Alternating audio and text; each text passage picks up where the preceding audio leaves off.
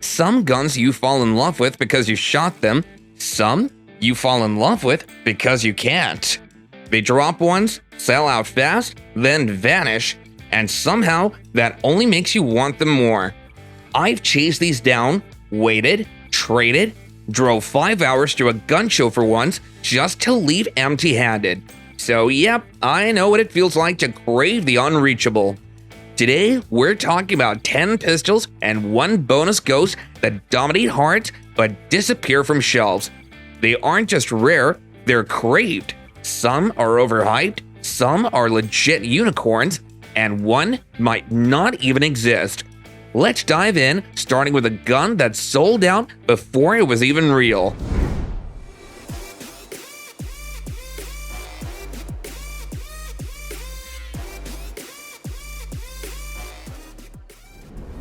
Weeks go by, then one random Tuesday, I get a tip from a guy named Rick who owns a pawn and gun shop near Corpus Christi. Said he might have an effing 509cc Edge coming in. No holes, no promises. I drive 3 hours like my tail's on fire. Get there, and I'm fourth in line. One dude came from Amarillo, another brought his mom to buy it under her name. That's when I realized this isn't just a pistol, it's a power move. When I finally walked out with that box, it felt like I had scored the last cold beer in hell. I then took it straight to my buddy Eli's ranch near Lulink. We used old brake rotors and a dented trash lit for targets. Classic Texas. That FN? Good God, it ran like a freshly tuned truck. The slide? Smooth as buttered steel. The trigger? Snapped clean like a dry twig. It looked mean, all blacked out, race-cut slide. Holstered under flannel, invisible, but dried, it didn't just come out, it came alive. And now, try finding one. Gun shows, ghosted. Gun broker, $1,400 with no mag. FN, silent. People ask, you ever gonna sell it? And I tell them straight, I'd sell my truck before I sell this gun. And if you think the 509cc Edge was hard to score, what's coming next makes it look common. Built in numbers so low, it might as well be classified. So buckle up, we're just getting started. The first time I got my hands on the Kimber R7 Mako, I was in San Antonio killing time at a buddy's shop that smelled like old leather and CLP. Wasn't even looking, just picking up Glock ammo. But there it was, behind the glass like it didn't belong. Compact, blacked out, sliced like a street fighter. Felt like if a Hellcat married a custom Glock and raced a kid on bourbon and silence. I picked it up and instantly knew this wasn't built for Instagram. It was made to live under your hoodie, stay quiet, and go loud only when it had to. Trigger? Tight. Recoil? Didn't slap. Grip? Like it already knew me. And that was the last time I ever saw one in person. Months of calls from Dallas to Corpus and even Waco and nothing. One guy said, unless your cousin works at Kimber, good luck. The optic-ready version? Don't even ask. My buddy Jason gave up and bought the standard one. Now, he dry fires it in his garage like it let him down. Forums treat it like a Rolex, lightly used ones go for MSRP plus ego. Kimber didn't drop a pistol, they started a myth. It should have been a carry gun. Instead, a ghost with a serial number. Let's move on. I got my hands on the Jericho Enhanced out at a buddy's ranch near Waco, one of those weekend shoots where the only rule is, don't shoot the grill. After running dusty Glocks and 22s, Clay pops his trunk and says, ever seen one of these in the wild? What he pulled out looked like it came from a Mossad bunker wrapped in denim and bad intentions. I racked the slide like shutting a bank vault. Heavy, confident, zero polymer gains. Just cold steel and Israeli attitude. The grip bit down, the recoil side, and the trigger snapped like ice. One shot and Clay just grinned. Told ya. But here's the thing. You don't buy a Jericho Enhanced, you stumble into one. No launch, no press, just whispers. One day it's in a thread, and the next thing you know, some guy in Lubbock has it like it fell from space. I tried to track one, and the site said coming soon or LOL, nope. One sold out so fast, It had a high point photo on the listing. Even Clay's story sounds like folklore. But now, it's a range unicorn. And if you think that was rare, the next one, I got to shoot the Laugo alien once, just once, and I still haven't shut up about it. A buddy brought his to the range like he was unveiling Excalibur. Honestly, it felt like he was. That ultra low bore axis, unreal. Muzzle barely moved and the recoil didn't snap, it vanished. Every shot felt like I was cheating physics. The accuracy was surgical. You're not aiming, you're carving. But that was probably the only time I'll ever touch one. You won't see it in stores. No dealer stocks it, no big retailer keeps it around. It drops in whispered batches, and if you're not in the loop, you're just refreshing forums and praying. The price? $5,000. Before tax, before red dot, before holster. Owning one is like showing up to a gunfight with a Rolex on your belt. It's not just a pistol, it's performance art. You uncase it at the range, and everyone stops to stare. Alien tech for people who demand more than perfection and can afford the flex. But if you thought the alien was sci-fi elite, wait until you feel the Walther Q5 match steel frame. German precision wrapped in swagger. More than perfection and can afford the flex.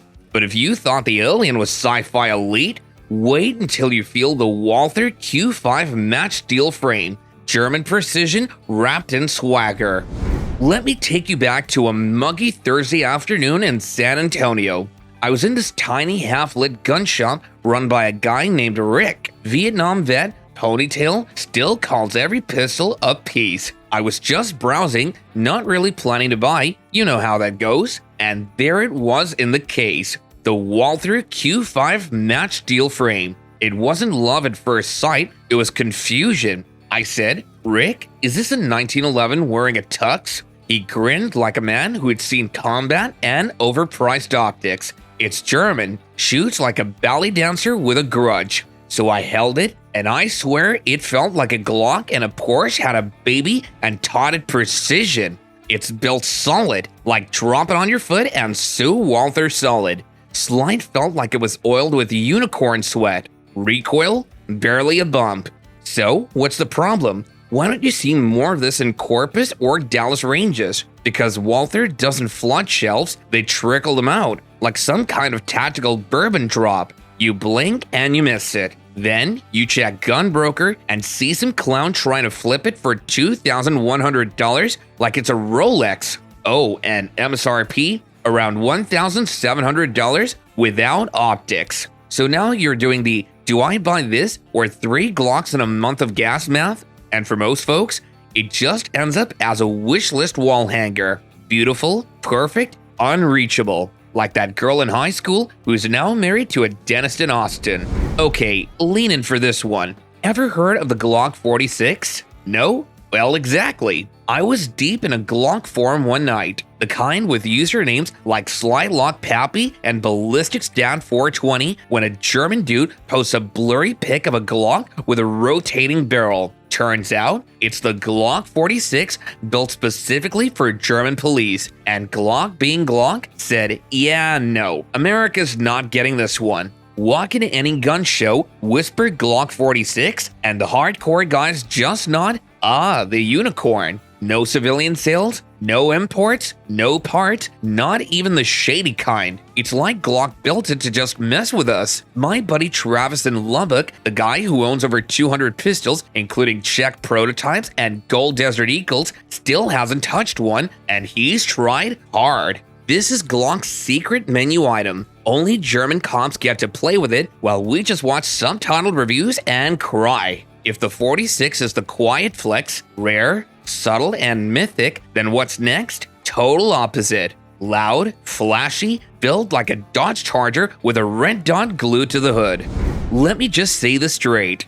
The Canik SFX Rival S is a bad decision waiting to be justified, and I love it. The first time I laid hands on one was at a range outside Dallas. Range officer had one and said, "Want to feel like you're cheating without breaking the rules?" I picked it up and instantly knew I was in trouble. Heavy, but in the right way, like a steel-framed Mustang with custom suspension. It didn't shake, it glided. Trigger? Bro, like cracking glass with swagger. I ran a mag and then another. By 100 rounds, I was seriously considering what organs I didn't need. Here's the kicker though. By the time you hear about it, it's gone. I watched it go from in stock to extinct in 36 hours. And now, good luck. Everyone from USPSA champs to nervous first-time dads in Plano wants one. Gun counters whisper ever shot the Rival S like it's Fight Club. And if you have one, you're in.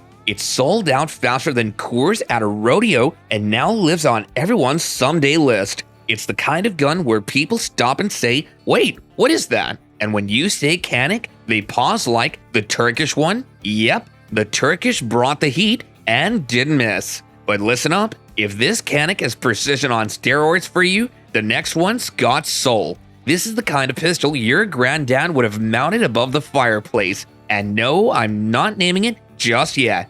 You'll want to be sitting down for that one. Waco, Texas, mid-August. Sweaty palms, dusty boots, steel targets baking in the sun. I had no business holding something this pretty at an outdoor range with tin can benches, but I did, and it was glorious. The SIG P210 target doesn't just shoot, it serenades. That trigger, it doesn't break, it glides like dragging a hot knife through a wedding cake. First shot, I literally paused and said, well hell, that felt illegal. It's Swiss in origin because of course it is. Precision, elegance, overbuilt like a damn Rolex. You shoot it and start questioning your taste in everything. Cars, shoes, and friends.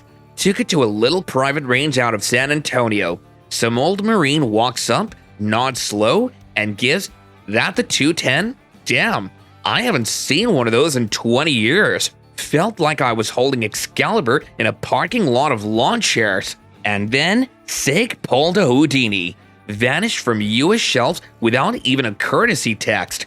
No press release, no drama, just poof, gone. And now they go for $2,500 plus, and the worst part, I don't want to shoot mine anymore. It sits in the safe like grandma's china. You want to, but you know if you chip it, it'll hurt your soul. But hey, if that felt like a holy relic, wait till you meet the Italian who walked in wearing a leather jacket and drop-kicked the nostalgia crowd.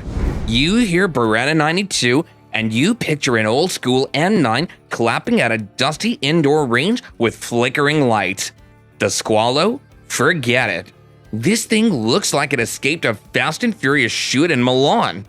I snagged mine from a dealer in Corpus Christi who had no idea what he was holding, paid MSRP, and ran out like I just robbed a gas station.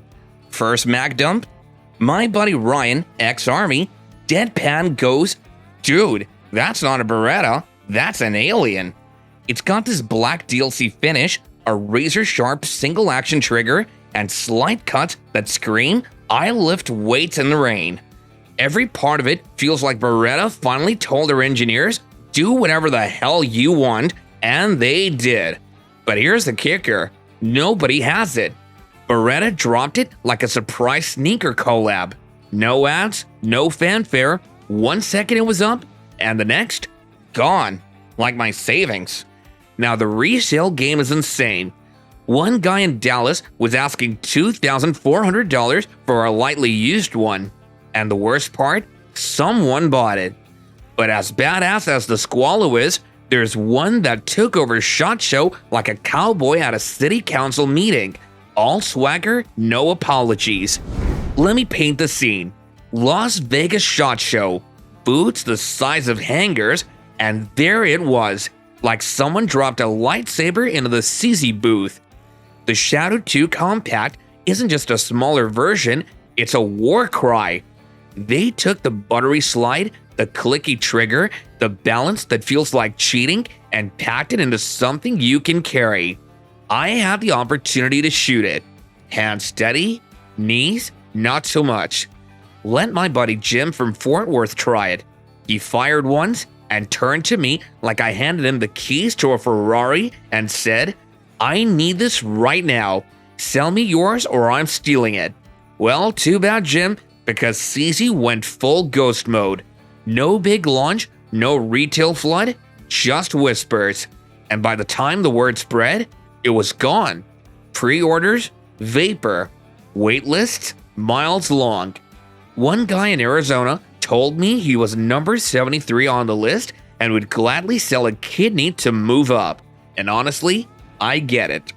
This isn't just a compact, it's proof that carry guns can still have soul to them. But hang on, we're not done yet. There's still one more. A pistol you've heard whispers about, but never seen in daylight.